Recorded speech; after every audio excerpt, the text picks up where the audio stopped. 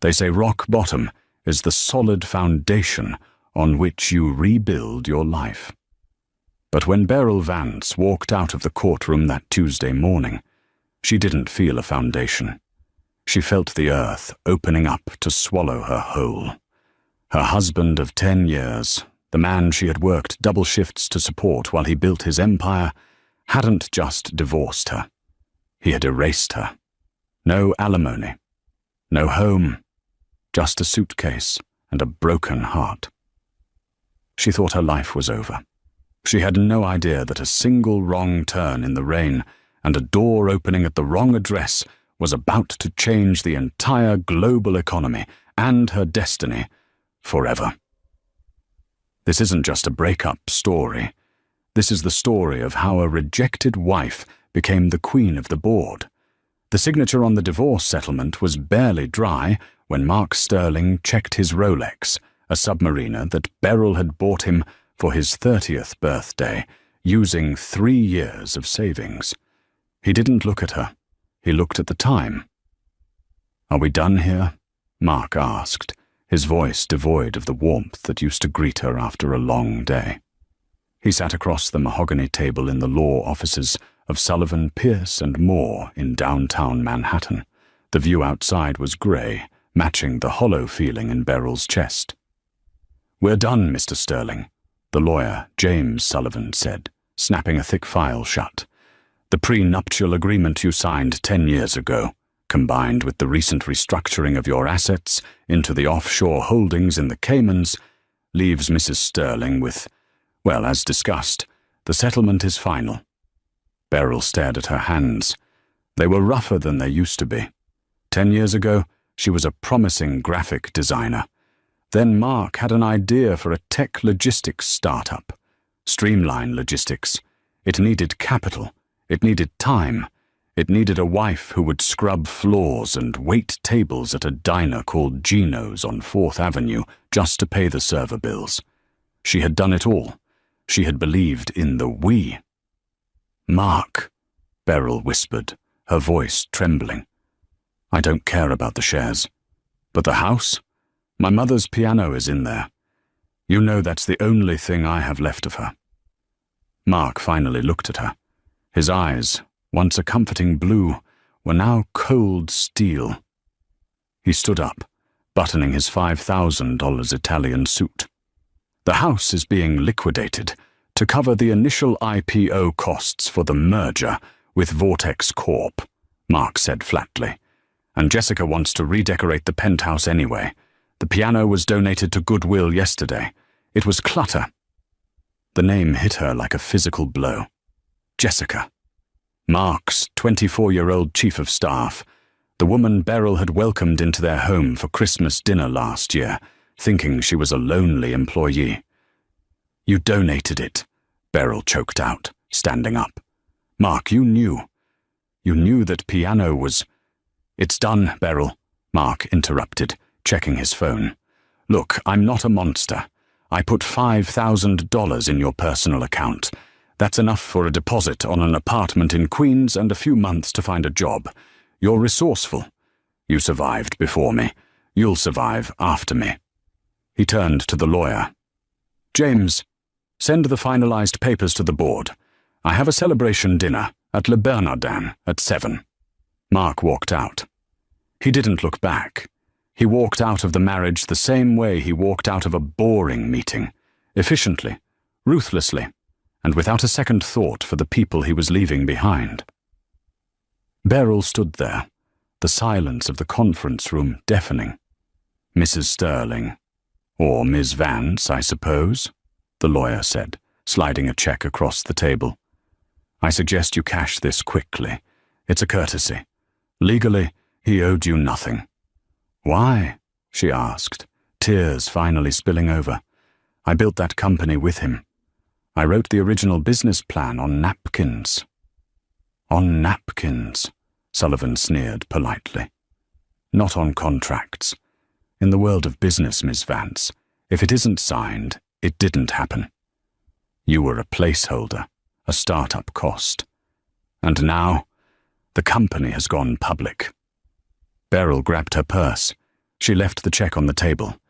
It was a foolish pride, perhaps, but she couldn't touch money that felt like hush money for a decade of her life. She walked out of the skyscraper and onto Fifth Avenue. It had started to rain, a cold, biting November rain. She had nowhere to go. Her phone buzzed, a text from Mark. "Security codes to the house have been changed. Your suitcases are with the doorman. Please collect them by 5 p.m. or they go to the curb. May." Beryl looked up at the sky, letting the rain mix with her tears. She felt small, invisible. She was 32 years old, with a gap in her resume the size of a marriage and a heart shattered into a million pieces. She hailed a cab, her hand shaking. "Where to, lady?" the driver asked. She didn't know. She just gave him the address of the only other person in the city who might care. Her old college roommate, Brenda, who lived in a cramped walk-up in Brooklyn. 429 Willow Street, she whispered. But as the cab merged into traffic, Beryl didn't see the black SUV trailing her, and she certainly didn't know that Mark's cruelty had just set off a chain reaction that would wake a sleeping giant. The rain had turned into a torrential downpour by the time the cab dropped Beryl off. She wrestled her 2 suitcases out of the trunk, the driver speeding off before she could even check her bearings. She wiped the water from her eyes and looked at the building. This didn't look like Brenda's place. Brenda lived in a loud, vibrant neighborhood in Brooklyn. This was the Upper East Side. It was a street lined with townhouses that whispered old money. Heavy iron gates, limestone facades, and silence. Beryl checked her phone. Dead battery. She must have mumbled the address wrong in her daze, or the driver misheard Willow for Willoughby, or some other street. She shivered. She was soaked to the bone. Her silk blouse, her court date blouse, was clinging to her skin. She looked at the house number in front of her. 1428. It was a massive structure, dark and imposing, with ivy crawling up the stone walls like veins. There were no lights on. It looked abandoned, or perhaps just asleep. "Okay, Beryl," she muttered to herself, her teeth chattering. Just ask to use a phone. Just get a charger. You can't stand on the street with 2 suitcases in a storm." She dragged the luggage up the stone steps. They felt like they weighed a ton, filled with the debris of her life. Clothes, a few books, and the framed photo of her and Mark from their honeymoon, which she hadn't had the heart to throw away yet. She reached for the heavy brass knocker, shaped like a lion's head. She let it fall 3 times. Thud, thud, thud. Silence. She waited. The wind whipped her hair across her face. "Please," she whispered. "Just someone be home." She knocked again, harder this time. Desperation was setting in. If no one answered, she'd have to drag her bags to a subway station, and the nearest one was avenues away. Suddenly, the heavy oak door groaned. It didn't open fully, it just cracked a few inches. A chain was still engaged. A pair of eyes peered out from the darkness. They were intense, dark, and set in a face that was shadowed. "We don't buy Girl Scout cookies," a deep, gravelly voice rumbled. "And we don't want any solar panels." "Please," Beryl said, her voice cracking. I don't want to sell anything. I'm lost. My phone died. I just need to call a cab. Please, I'm soaked." The eyes narrowed, scanning her. They took in the expensive but soaked blouse, the designer suitcases, the utter devastation in her posture. This wasn't a beggar. This was a woman falling apart. The door closed for a second. Beryl's heart sank. He was locking her out. Then, the sound of the chain sliding back echoed. The door swung open wide.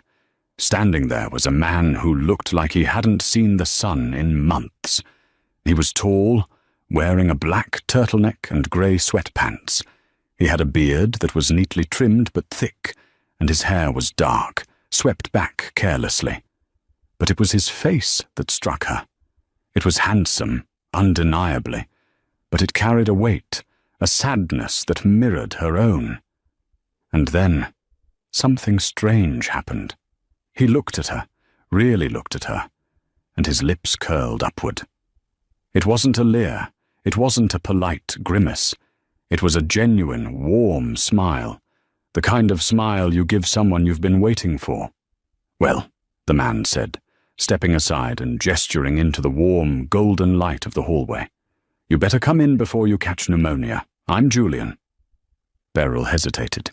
Her mother had taught her never to enter a stranger's house, but Mark had taught her that the people you trust are the ones who hurt you the most. Maybe a stranger was safer. She stepped across the threshold, dragging her wet suitcase.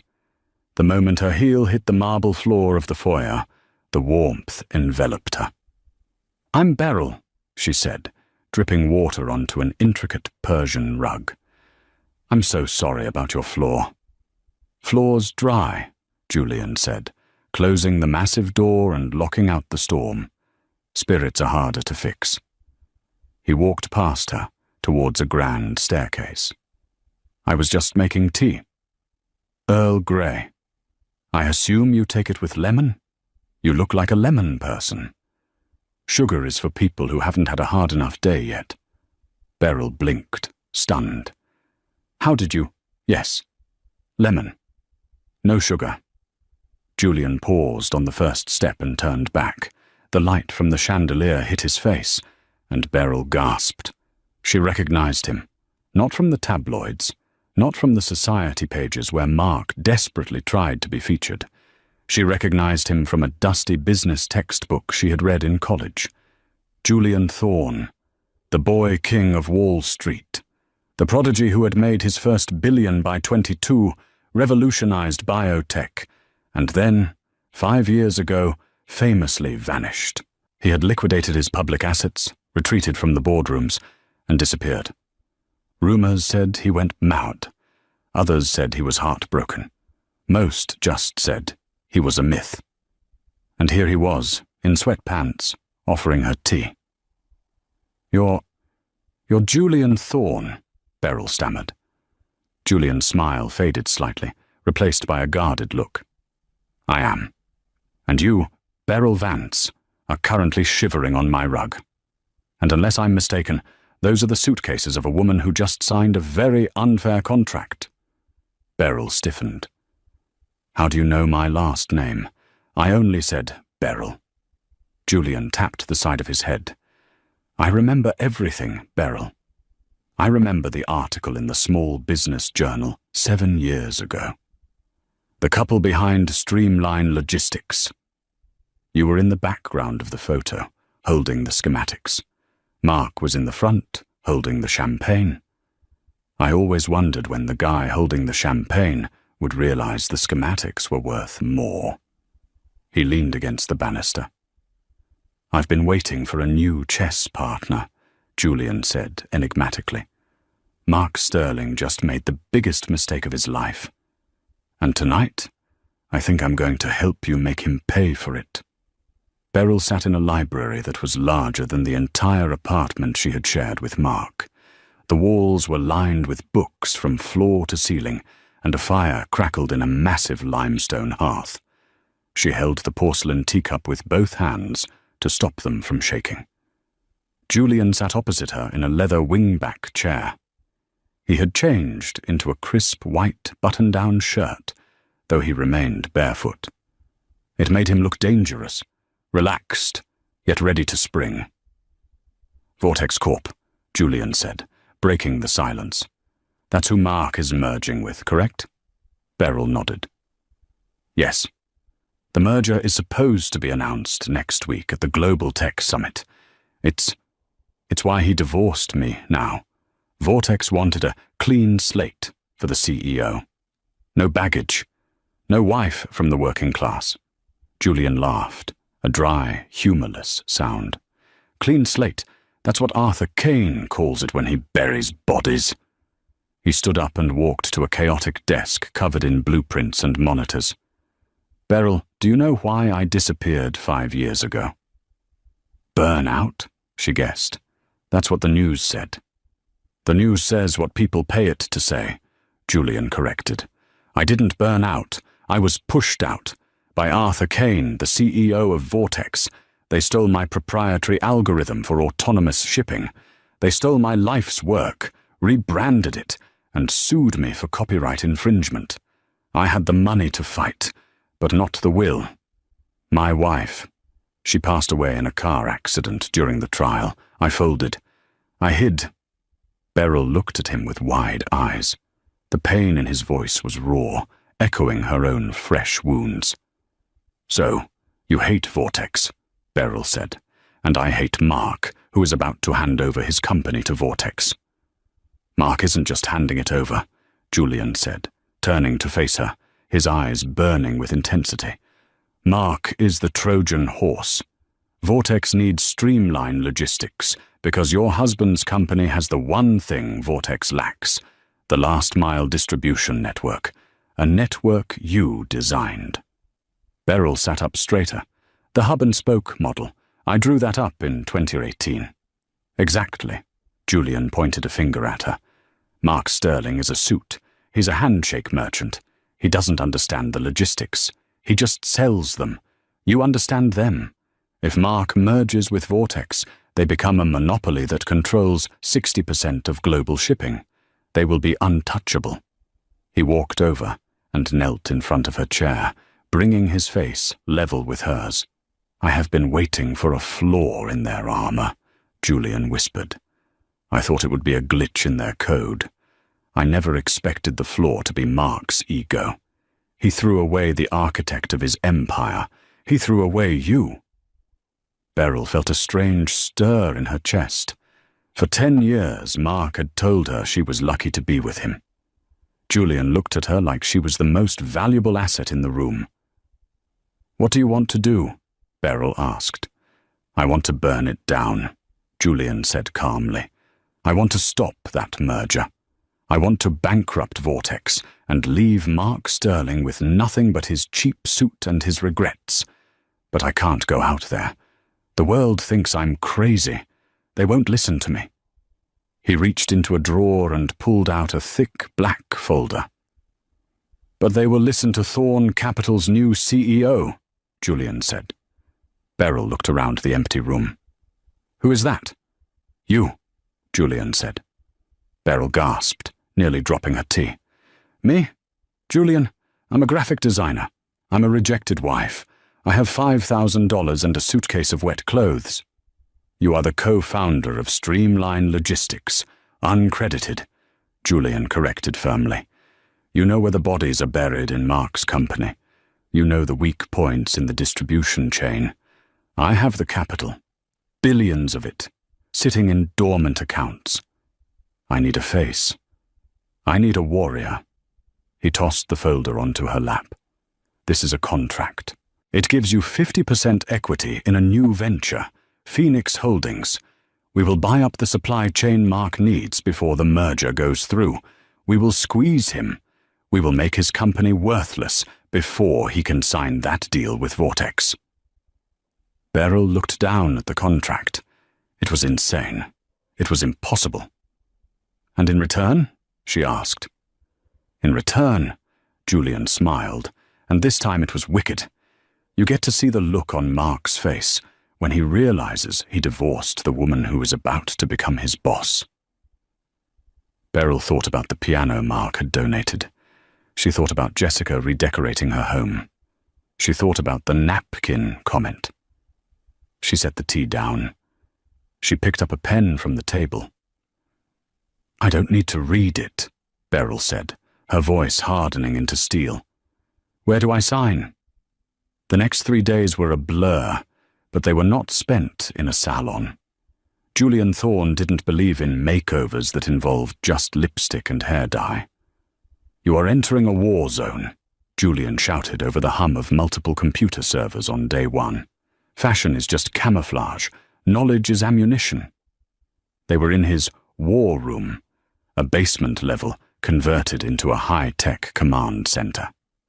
Mark's stock price is at $45.20, Julian pointed to a screen. It's inflated because of the merger rumors. We are going to short it. Do you know how to short a stock, Beryl? I think so, she stammered. Don't think. No, Julian snapped, though his eyes were encouraging. If you bet the price goes down, and you make it go down, you win. Mark relies on the East Coast hub in Jersey City. Who owns the lease on that warehouse? Beryl closed her eyes, accessing memories of late nights doing Mark's paperwork while he slept. The lease. It's up for renewal next month. Owned by Kensington Properties. Good, Julian typed furiously. I just bought Kensington Properties. As of 5 minutes ago, we are Mark's landlords, and we are going to triple the rent. For 72 hours, Julian grilled her. He taught her corporate law, negotiation tactics, and how to read a room of hostile board members. He didn't treat her like a student, he treated her like a partner. He respected her mind. But they also had to address the camouflage. On the afternoon of the third day, a team of stylists arrived at the mansion. They weren't the flashy types who worked for pop stars. These were the serious, silent tailors who dressed presidents and queens. No pink, no frills, Julian instructed the head stylist, a French woman named Claudette. Beryl is not a flower. She is a blade. Dress her like a weapon. When Beryl finally stepped out of the dressing room, Julian was waiting in the foyer, checking his watch. He stopped. She was wearing a gown of midnight blue velvet, structured and sleek, that hugged her curves but offered no apology. It had a high slit up the leg and a neckline that was daring yet regal. Her hair, usually in a messy bun, was blown out into sleek, dark waves that cascaded over one shoulder. She wore no jewelry except for a pair of sharp, diamond earrings that caught the light like daggers. She looked expensive. She looked dangerous. She looked nothing like the woman who had cried in the rain. "Well," Beryl asked, feeling self-conscious for the first time. "Is it too much?" Julian walked over to her. He reached out, his hand hovering near her face, then gently tucked a loose strand of hair behind her ear. His fingers lingered for a second, sending a jolt of electricity through her that had nothing to do with business. "It's perfect," Julian said softly. His voice dropped an octave. "Mark is going to have a heart attack. Let's hope the paramedics are slow." He offered her his arm. "The car is waiting. The Global Tech Summit starts in an hour." The Global Tech Summit was held at the Jacob Javits Center. It was a sea of black suits, flashing cameras, and billion-dollar egos. Mark Sterling stood near the center stage, holding a glass of champagne. Jessica was clinging to his arm, wearing a flashy red dress that looked a bit too much like a prom costume. "You look tense, babe," Jessica cooed, sipping her drink. "I'm fine," Mark snapped, adjusting his tie. "I just haven't heard from the lawyers about the Jersey City warehouse lease. It's a minor hiccup." "Mr. Sterling," a reporter from Forbes approached with a microphone. "Are the rumors true? Is the merger with Vortex a done deal?" Mark put on his media smile. "We are very close, Mike. Tonight is about the future. Streamline Logistics is evolving." "And what about your wife?" the reporter asked, digging for dirt. "We heard the divorce was finalized just days ago." Mark's smile faltered. "Beryl and I grew apart. She preferred a simpler life. The corporate world wasn't for her." "Is that so?" The voice rang out across the hall, clear and commanding. It didn't come from a microphone, but it carried such authority that the nearby chatter died down instantly. Mark turned around. The glass of champagne slipped from his fingers and shattered on the floor. Standing at the top of the grand staircase entrance was Beryl. But it wasn't the Beryl he knew. This woman radiated power. Flashbulbs erupted like lightning, and beside her, holding her hand firmly, was the ghost of Wall Street. "Julian Thorne?" someone whispered. "Is that Thorne? I thought he was dead." The whispers turned into a roar. Julian Thorne, the legend, had returned, and he was with Mark Sterling's ex-wife. Beryl and Julian descended the stairs, the crowd parting for them like the Red Sea. They walked straight toward Mark and Jessica. Mark's face was pale, his mouth opening and closing like a fish. "Beryl! What? What are you doing here? You don't have an invitation." Beryl stopped inches from him. She towered over him in her heels. She looked at Jessica, then back at Mark, her expression one of cool amusement. "Actually, Mark," Beryl said, her voice smooth as silk, "I'm here as a keynote speaker, and as the new majority shareholder of Phoenix Holdings." "Phoenix what?" Mark stammered. "The company that just bought your debt," Julian interjected, stepping forward. His eyes locked onto Mark's with predatory delight. "Hello, Mark. I believe you're renting a warehouse in Jersey City? We need to talk about your eviction notice." The color drained from Mark's face completely. The cameras flashed blindingly, capturing the exact moment the hunter became the prey. Beryl leaned in close to Mark, close enough that he could smell her expensive perfume, a scent he had never bought her. "You said I was a start-up cost," Beryl whispered. "We're about to audit your books, Mark, and I never miss a decimal point." The following Monday, the headquarters of Streamline Logistics was in chaos. The stock had plummeted 14% after the scene at the gala. Shareholders were panicking, and the board of directors had called an emergency meeting. Mark Sterling sat at the head of the long glass table, sweating through his shirt. To his right sat Arthur Kane, the CEO of Vortex. Kane was a shark in human skin, bald, 60, with eyes that blinked too slowly. He was there to ensure his merger didn't fall apart. "This is a minor setback," Mark insisted, his voice shaking. "My ex-wife is emotional. She's acting out. This Phoenix Holdings is a shell company. They can't possibly hurt us." The double doors swung open. They didn't just open, they were pushed with force. Beryl walked in. She wore a sharp white suit this time, the color of mourning in some cultures, but today, the color of a clean slate.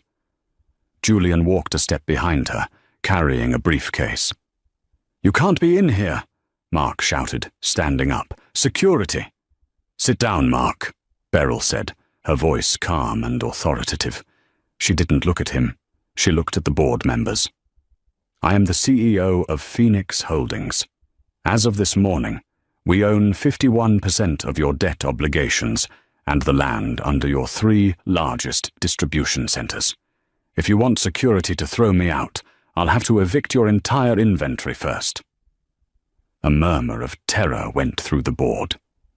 Beryl walked to the front of the room. Mark was forced to step aside or be physically brushed away. She took the seat at the head of the table. His seat. "Here is the reality," Beryl said, sliding a folder across the table to Arthur Kane.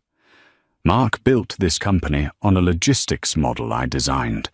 It works. But in his haste to impress you, Mr. Kane, he cut corners." She projected a slide onto the wall. It was a mess of red lines and numbers. "He stopped paying the maintenance contracts on the transport fleet 6 months ago to inflate the quarterly profits," Beryl explained.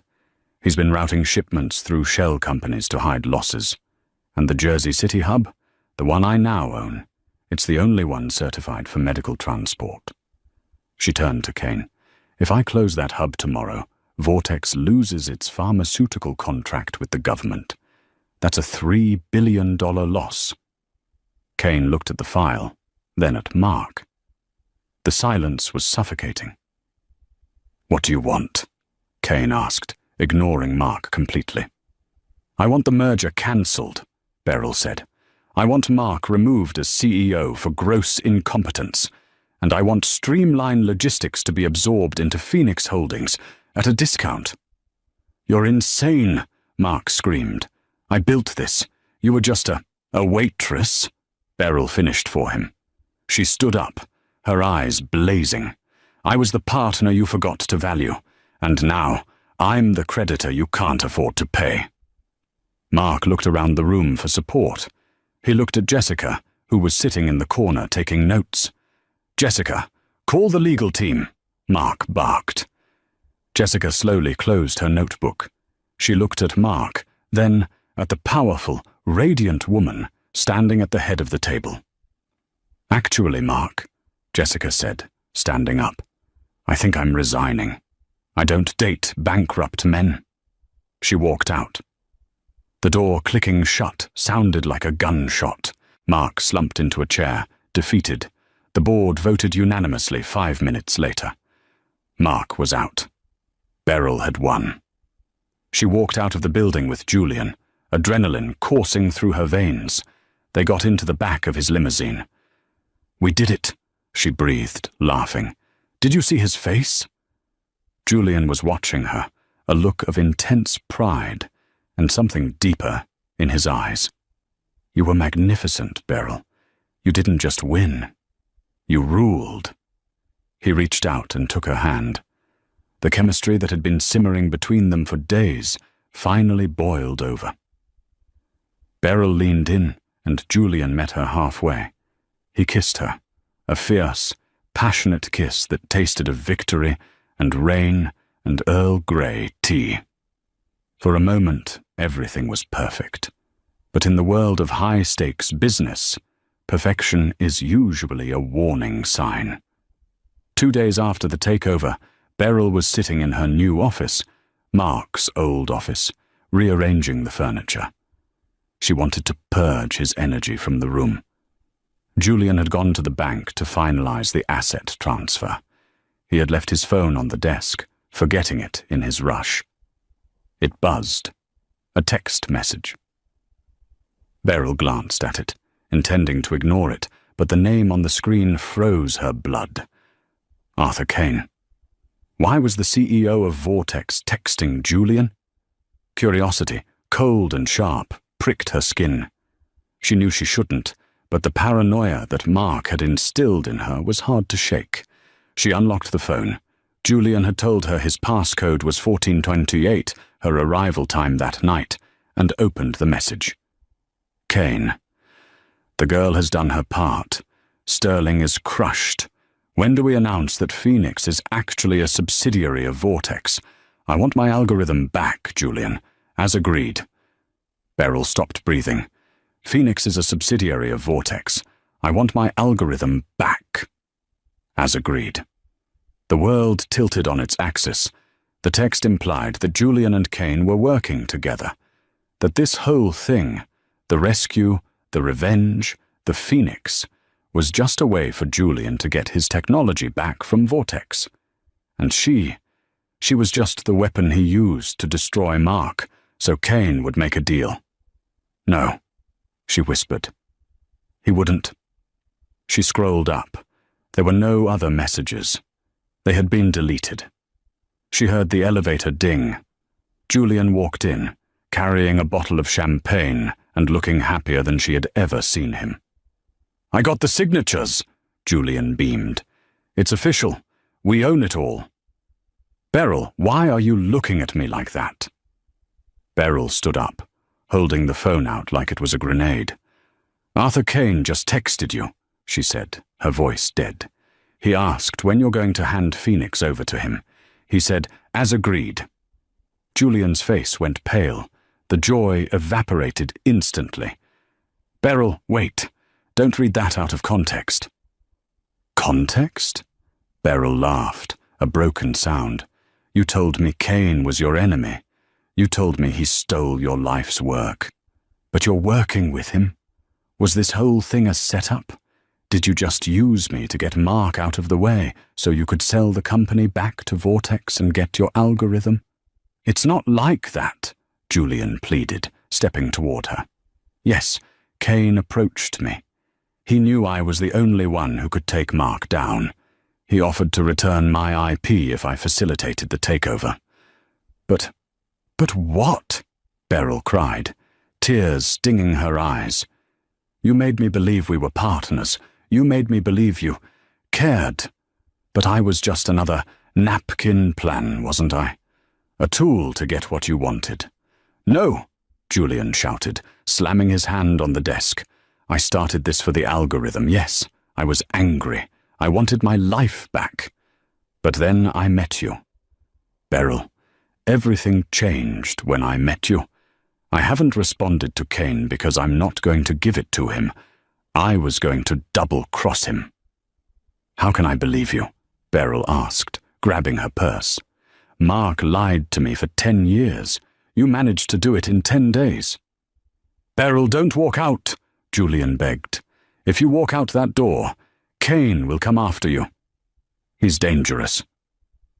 I survived Mark, Beryl said, walking to the door. I can survive you. She walked out of the office, past the confused secretaries, and into the elevator. She felt shattered. The victory was hollow. The man she was falling for was a liar. She stepped out onto the street, blinded by tears. A black van pulled up to the curb. The side door slid open. 2 men in dark suits stepped out. Ms. Vance? One said. Yes? Mr. Kane would like a word. Before she could scream, they grabbed her arms. They weren't rough, but they were firm. They guided her into the van. As the door slid shut, Beryl saw Julian running out of the building, shouting her name. But it was too late. The van sped off into the New York traffic. She was alone again. But this time, she wasn't just fighting for her dignity. She was fighting for her life. The inside of the van smelled of sterile leather and expensive cologne, the scent of a kidnapping that had been paid for with a corporate credit card.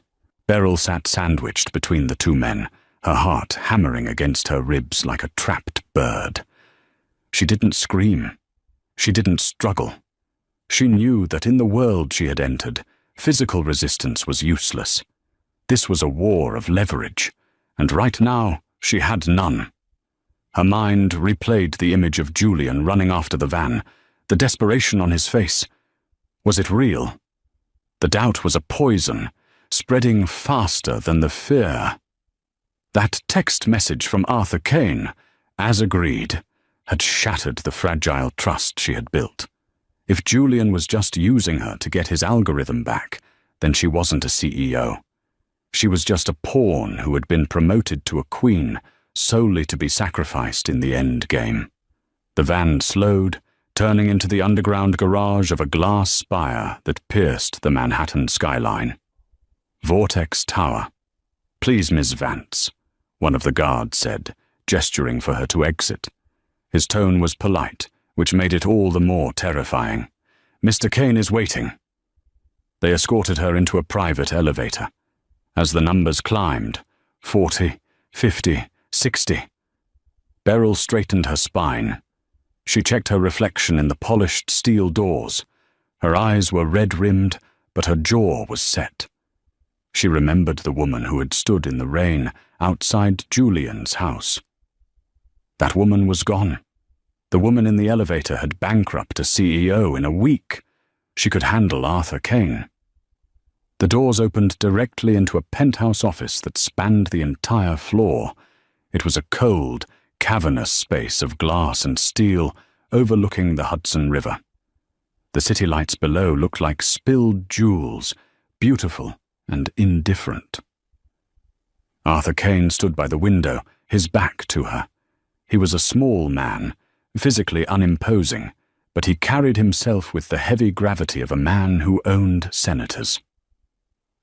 "Thank you for joining me, Beryl," Kane said, turning around. He held a crystal tumbler of scotch.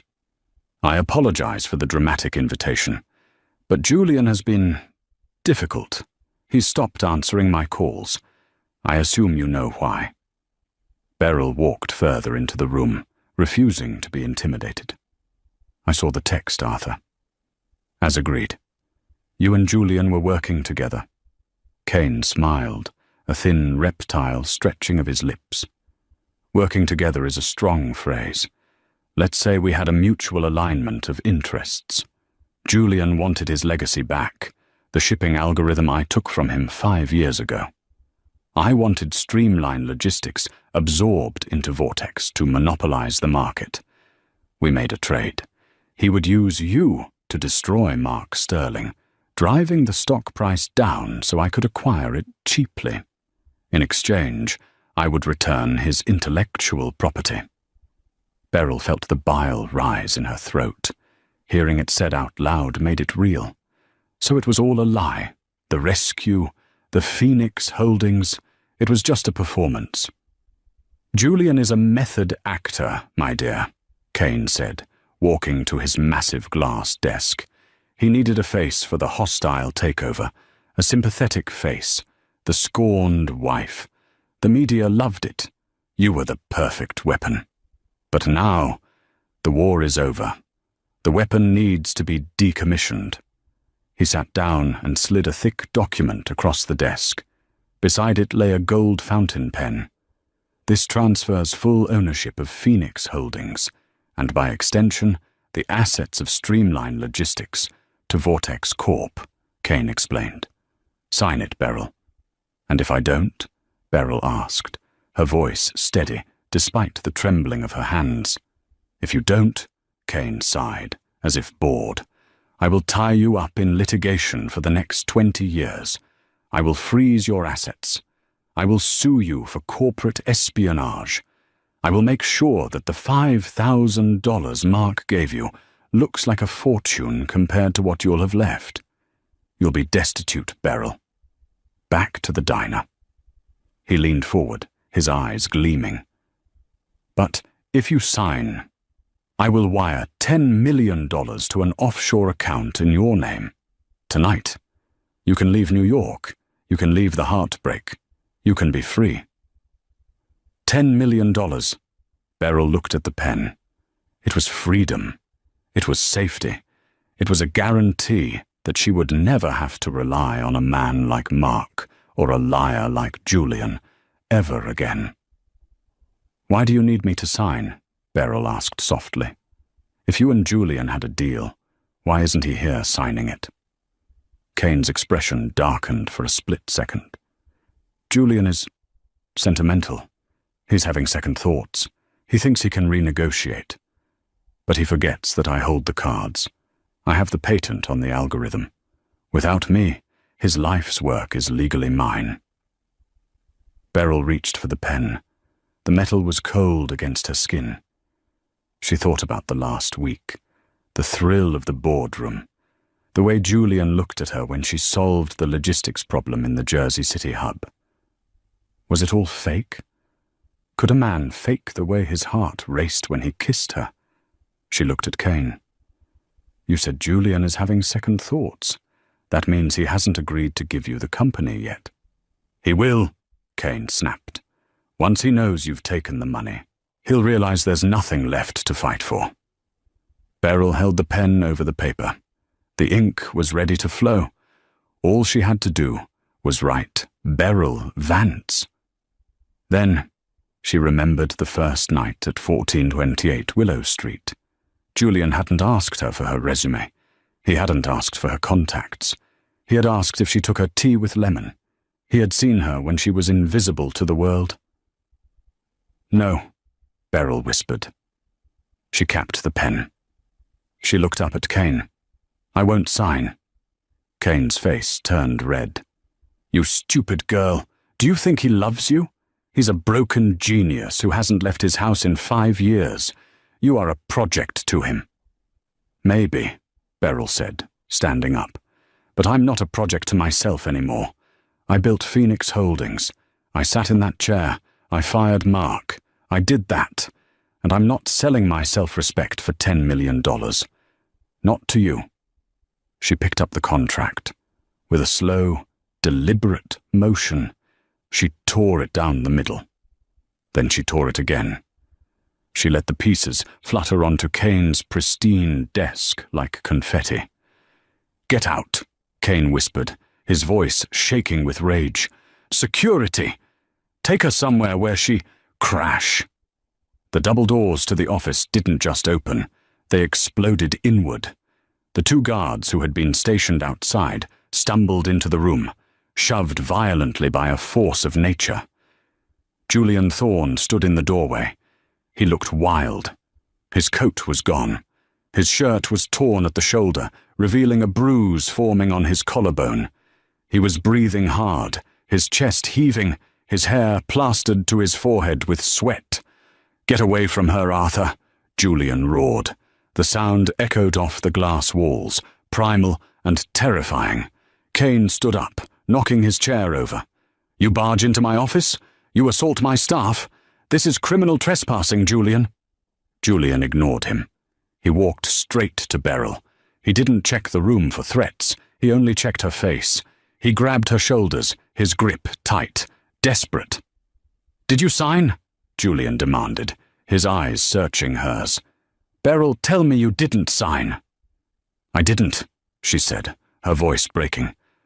"I tore it up." Julian let out a breath that sounded like a sob. He pulled her into his chest, burying his face in her hair. For a moment, in the middle of the enemy's lair, he just held her. "Thank God. I thought I was too late. I thought you'd take the money and I'd lose you." Beryl pulled back, confused. "Lose me? Kane said you wanted the algorithm. He said that was the deal." Julian turned to face Kane, keeping Beryl firmly behind him. "That was the offer, Arthur, not the deal. I never agreed to give you Phoenix. I never agreed to betray her." "You wanted your code back," Kane screamed, losing his composure entirely. "It's the only thing you care about. It's your legacy." "It was my legacy," Julian corrected, his voice dropping to a deadly calm, "until I found something worth more." Julian reached into his pocket and pulled out a small black tablet. He held it up. "You think you have leverage over me because you hold the patent to the Thorne Protocol, right?" Julian asked. "You think that because you stole it, I can't use it without your permission?" "I have armies of lawyers, Julian," Kane spat. "If you try to use that code in Phoenix's logistics, I will shut you down in an hour."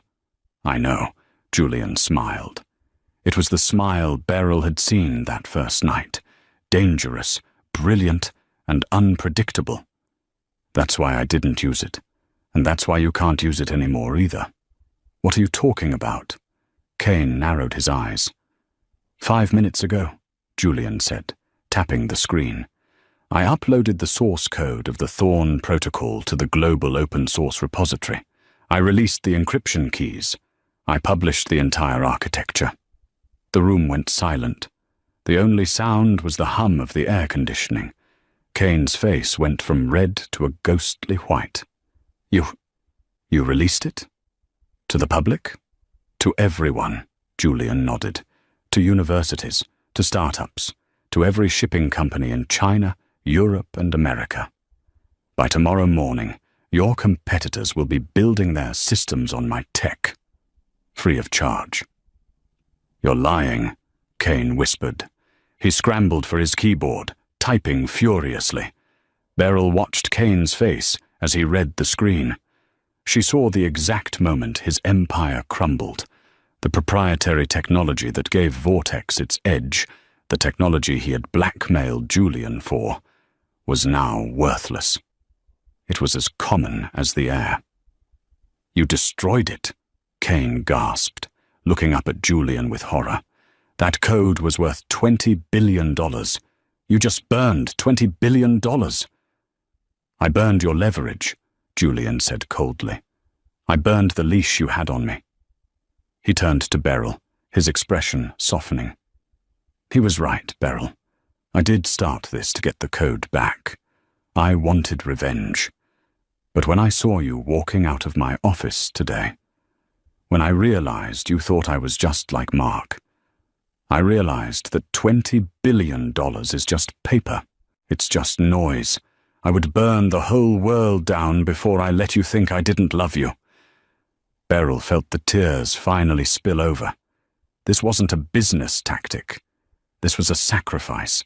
He had nuked his own masterpiece to save her from Kane's grip. "You idiot," she sobbed, laughing through the tears. "You brilliant, stupid idiot." Julian grinned, wiping a tear from her cheek with his thumb. "I believe that's my job title. Chairman and Chief Idiot."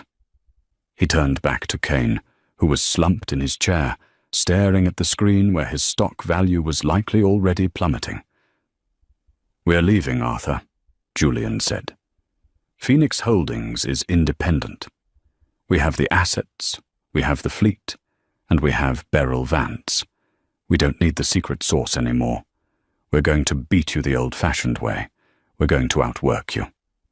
Julian took Beryl's hand. "Ready to go home?" "Not 14128. "Willow," Beryl said, squeezing his hand. "Let's go to our headquarters. I have a company to run." They walked out of the penthouse, leaving Arthur Kane alone in his glass tower, surrounded by wealth that suddenly felt very fragile. The aftermath. The ride back to the city was quiet, but it wasn't the silence of fear anymore. It was the silence of exhaustion and relief. Julian sat close to her, his hand never leaving hers.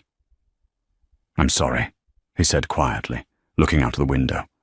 "I should have told you about Kane's texts from the beginning. I thought I could handle him. I thought I could outsmart him without dragging you into the mud." "You did handle him," Beryl said. "Just dramatically." She turned to him. "But Julian, the code.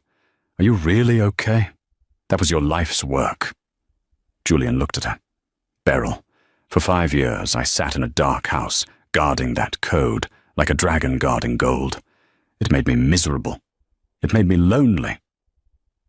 Tonight, when I hit upload, I didn't feel a loss. I felt light.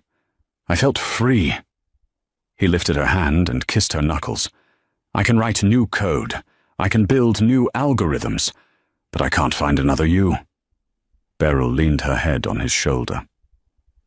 "Well, Mr. Thorne, since you're currently unemployed and your best work is now public property, I suppose I have a job opening at Phoenix. We need a CTO, but you'll have to interview." "I have good references," Julian murmured, closing his eyes. "And I sleep with the boss." "We'll see about that," Beryl laughed. 1 year later, the annual New York Business Gala was always a spectacle of excess, but this year the buzz was different. Everyone was waiting for the arrival of the power pair. In just 12 months, Phoenix Logistics had revolutionized the shipping industry. Without the restriction of proprietary patents, the entire global supply chain had become faster and more efficient. But Phoenix led the charge because they had the best leadership.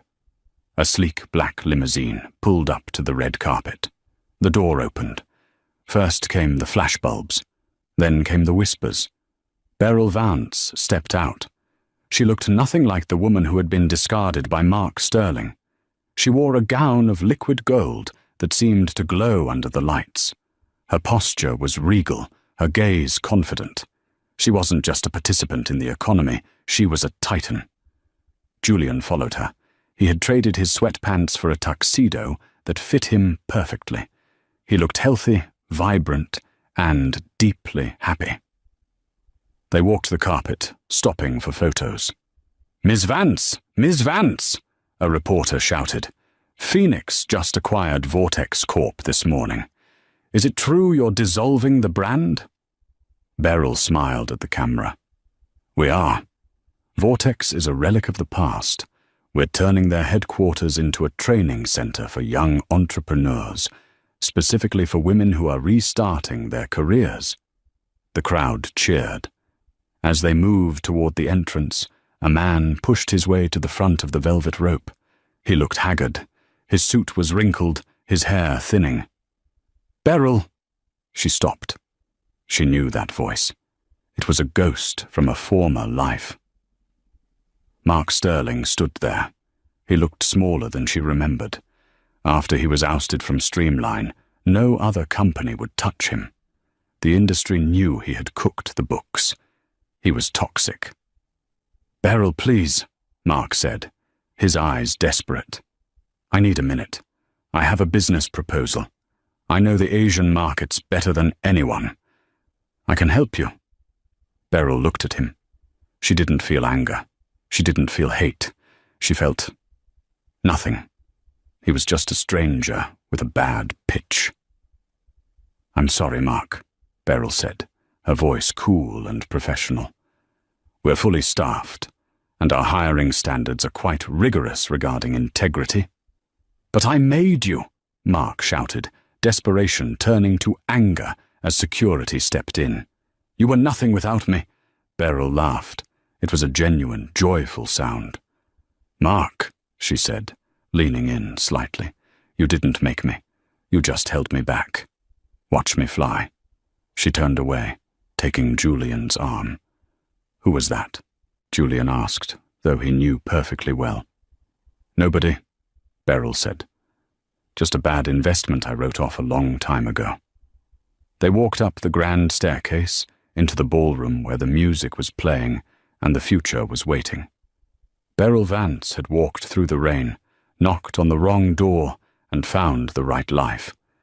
And as the doors closed behind them, shutting out the cold, she knew that this wasn't the end of the story. It was just the beginning of the empire. And that, my friends, is how you checkmate a narcissist. Can we just take a moment to appreciate the absolute power move of Julian releasing his $20 billion code just to save Beryl? That is the definition of burn the boats energy. This story reminds us that sometimes the worst day of your life, the day the divorce papers are signed, the day you lose your home, is actually just the first page of your best chapter. Beryl thought she was being buried, but she was actually being planted. If you enjoyed this roller coaster of revenge, romance, and redemption, please smash that like button. It helps us create more stories like this for you. And if you haven't already, hit subscribe and ring the bell so you're the first to know when our next drama drops. Until next time, remember, know your worth and then add tax. Thanks for watching.